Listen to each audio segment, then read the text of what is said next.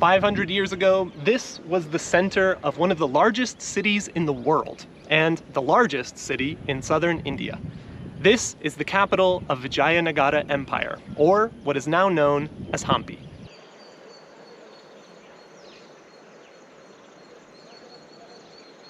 Founded in 1336, the Vijayanagara Empire was established mostly to protect southern India from the rising powers of the Delhi Sultanates in the north, who had been coming down south to conquer almost all of India.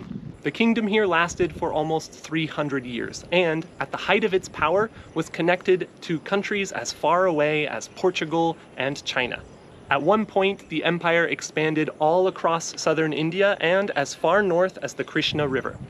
Unfortunately, in 1565, after a devastating defeat in the Battle of Talikata, this kingdom did fall, and with it, this massive city. But there still remains hundreds and hundreds of different sites spread all across this area, which you can still see today. So we're gonna go check out some of the most important ones, or the most beautiful, and tell you a little more about the history and story of Hampi. By the way, if you do happen to know more about the history here or are able to fix my pronunciation, which I'm sure is not great, then please comment down below and let us know how we can do better. Good morning. Bom dia. Well, after a long journey involving a bus, a train, another train, and then a tuk-tuk, we've finally arrived here in Hampi. We arrived here last night and basically just hung out, but our guest house happens to be basically right in the center of the Hampi monument area. It's right there. So today we're gonna take a little bit of time to just walk around near our guest house. We've got a little bit of time here, so we're just gonna relax and take it easy and see what's around.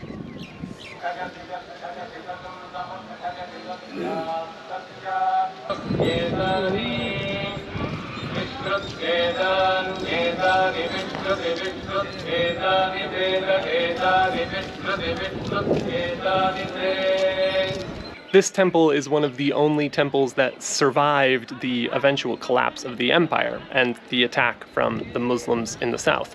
And there's a legend saying that it survived because a wild boar ran around the temple protecting it, and the Muslims didn't want to interact with it. So we might say that's why it's still here today. It's said that Hampi was one of the biggest cities in the world at its height. It was definitely the biggest city here in India, and the only other big city before it was probably Beijing in China at that point. And you can kind of tell why. Here we have a big river on one side, and on the other side is this massive fertile plain full of food and greenery. It's monsoon season right now, so it's extra green, but I can totally imagine having a massive population here. Now we are here in the Grand Bazaar area, which is a little further away from the shops and the guest house. But here is where they would have set up their bazaar, and especially, if I'm correct, selling things like horses here and the horse stables around us. Now, I think this is the spot where you can really start to feel like this place was a big, massive city with shops set up, a little stage for performances or whatever, and back up in the top, some more little smaller temples and statues.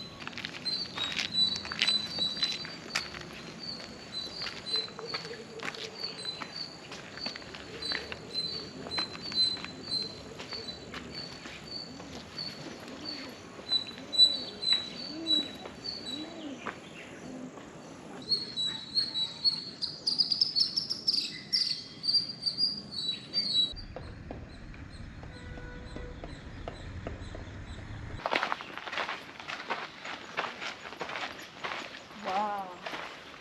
There are temples here.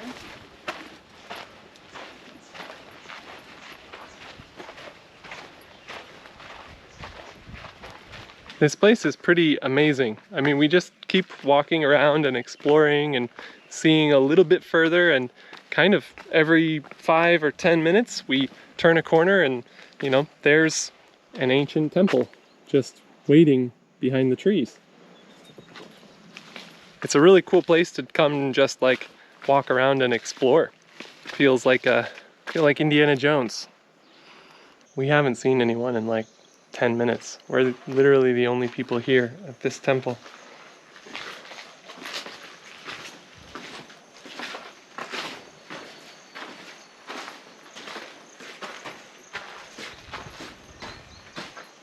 Except for the chipmunks. I don't know if you can see them. They're all hanging out on the wall. Oh, look at this dude's dreadlocks. The details of the rocks is amazing. Each pillar is totally unique. And it looks like it's telling some story. And then someone's like dancing, someone's like look like playing some instruments, some animals. Yeah.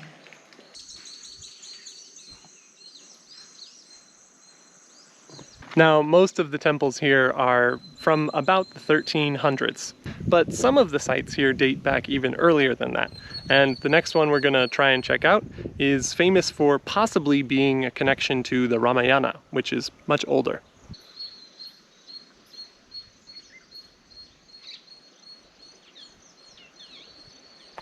This trail looks a little less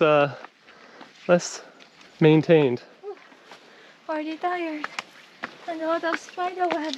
We're on our little adventure and we're almost to the top of this hill.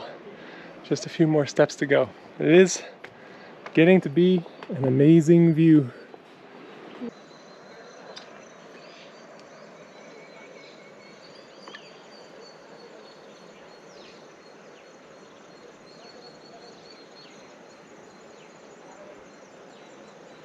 We made it to the top and here we are. This is Matanga Hill. This is the highest point in all of Hampi, and you can see a beautiful view from up here.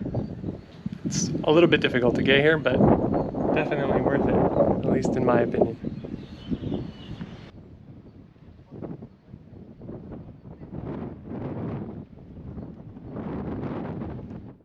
Good morning. Today we are out visiting temples. But today we actually decided to hire a tuk-tuk driver. He's the driver who took us from the train station to our hotel, and he was really nice, so we decided to call him for our drive today.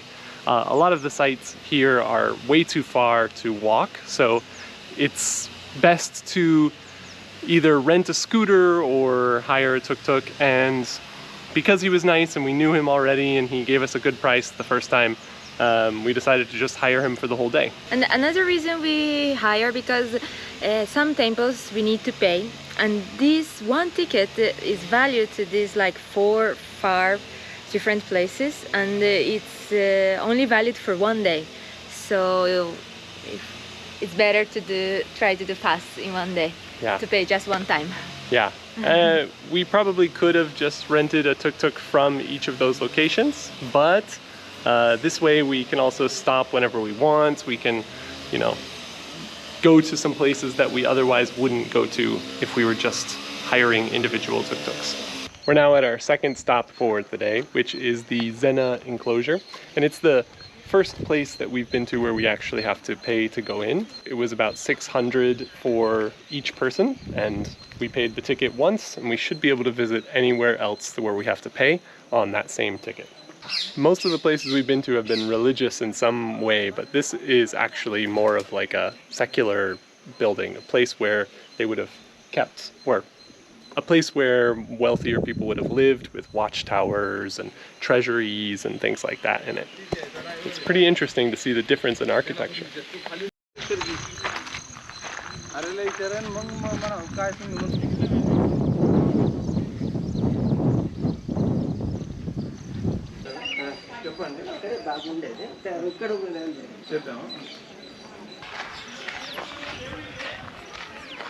One of the most interesting things here at this site is the building behind me, which is commonly thought of as the elephant stables. It's not really sure whether it was actually used to house elephants or not, but these giant archways combined with the smaller little entrances on the side make it seem like a logical conclusion. Either way, it's really big and massive and beautiful.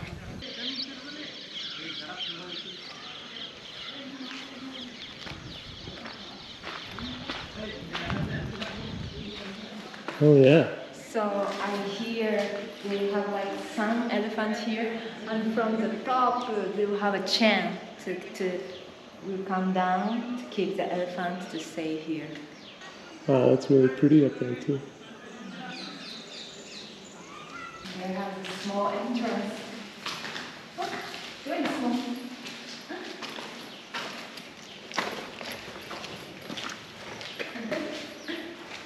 Connect. The elephant workers. We're now here at the Hazara Rama temple, which is very close to the royal center and the elephant stables. And this one is maybe one of the coolest temples we've been to so far here in Hampi. The outer walls of the temple are covered, absolutely covered, in these little sculptures, friezes, depicting the Ramayana and the story. And I mean, at least from what I can see, it's mostly just elephants and horses and soldiers and dancers up on the top and people walking through. It's really impressive and beautiful.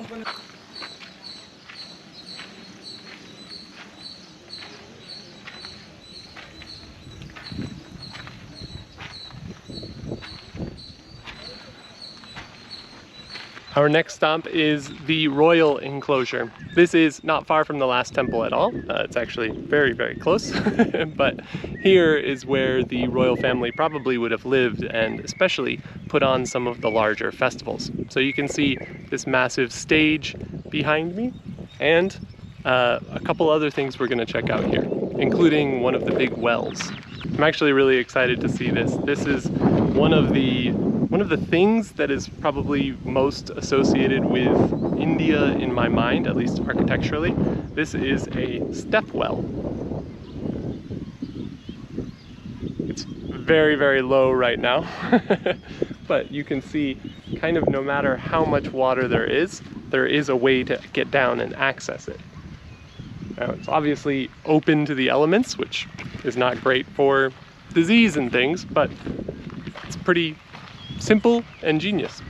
Here is basically the center feature of the royal enclosure, which is this massive stage building area where they would have held some of the festivities, including dances and things like that.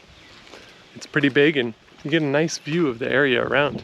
At its height in the 15th century, this would have been basically the center of one of the largest kingdoms in the world. And it even hosted different visitors from around the world, including as far away as Mongolia and even Portugal, when they were first arriving here in India. It's pretty impressive, and from here you can really get a sense of the scale of this kind of city.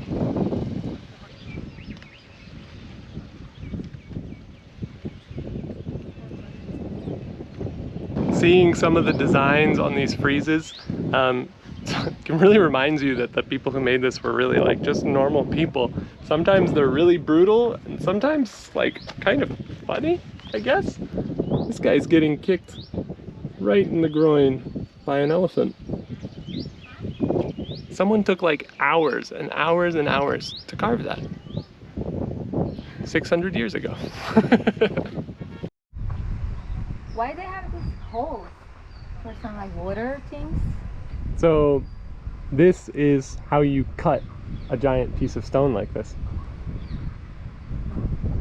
Wow. So basically, if you don't know, you would take a chisel and a hammer and you would dig out these little holes along a certain line, and this will eventually, as you cut through, start to cause a fracture across that line. Hopefully, if it's a good point for a fracture.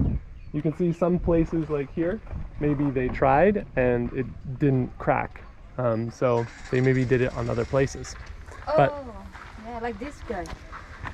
Here we can see it cut it. Yeah, here you can see where they would have cut along it. And if you look along the walls, you can see a lot of other pieces of cut stone have those same little holes dug out in them. Just outside of the royal enclosure is this big square building, which is the Queen's bathhouse. So this would have been where the Queen or someone would have come to just rinse off and rest, and then move on to another place to relax. Oh wow. Good place to relax? Yes. Sit down a little. Come take a bus.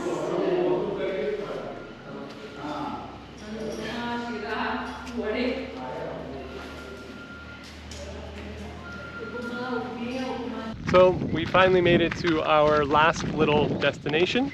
This is a pretty big group of spots, so there's a lot more to see here, but this is Vitthala Temple. It's basically the main thing here at Hampi, the famous thing to see. It's pretty massive, and the tuk-tuks aren't allowed to go all the way close, so we've got to walk about 1 kilometer from the tuk-tuk drop-off point to get to the actual temple. There's a shuttle bus, but we're on a budget.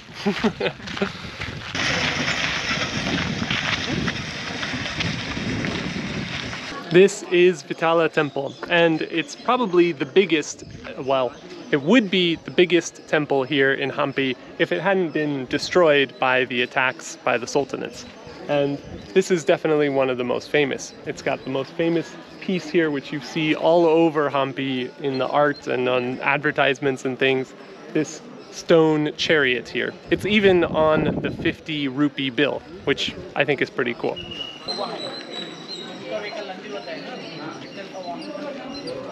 This temple is also home to the musical pillars here, which you're supposed to be able to tap to make a noise, and if everyone's doing it all at the same time, it can be pretty loud and pretty beautiful. And here is like super interesting. They have this like water system here. So I read they have like flowers down here, and when rain, here have a hole and the water was drop and they can watering naturally the plants. There's one more thing we've been seeing all over these temples, and that is this kind of crazy mythological creature. From what I can tell, it's called a yalis, and it has the body of a horse, generally, the head of a lion, the ears of a deer, and the teeth of a crocodile, plus the trunk of an elephant. So it's supposed to be like all of the most powerful characteristics from all these different animals mixed together in one. And apparently it's very common in South India, but we've just seen a lot of them in these temples. Now, this is probably the last thing we're going to see here at this temple before heading home. This is the king's balance, and it was probably used literally as a balance to weigh the king. It's said that the king or other nobles would weigh themselves against gold or silver or gemstones and then distribute that to the people or a temple as a donation. Apparently the practice is still carried out today, but obviously not here. You can see at the top there are 3 rings where they would have hung the ropes used to weigh the king and the precious metals. Now, there are a lot more places to see just behind us here. This is basically where we walked to yesterday. And we could walk back, but we've got a tuk-tuk driver waiting for us, and it's hot, and we're getting hungry. So we're probably gonna call it here. For now, this has been Hampi. It's beautiful, it's wonderful, and if you're ever in the area near South India, near Goa, you should definitely check it out, especially if you're into history and architecture. It's beautiful. This place is really big and a lot of history, a lot of cool building, and we can see how people live here. And people doesn't talk about so much, and for me it's really important. The same is like the Coliseo in Italy or Athens in Greece is like important historic place to visit. I think in India here in Hampi is must visit. Of course, there are hundreds more sites spread all over this area, and we don't have the time or energy to visit all of them, but there's a lot more to see. So if you do come to Hampi yourself, be sure to spend at least a few days here checking out all the various sites. It's really beautiful and wonderful to see and learn about the history, and just the countryside itself is quite beautiful. Unfortunately, our time here at Hampi has come to an end, but there was one more thing that we had to see. So on our last day here, we decided to come on up to the top of the hill for a beautiful sunset. If you want to support our trip and join us on our journey, please check the link down below. And if you subscribe soon, we can send you a postcard from here, Hampi. Next, we'll be heading off to Goa, which is another famous historical city here in southern India. But we'll save that for next video. For For now, thank you very much for watching, and see you at our next destination. ciao! Ciao!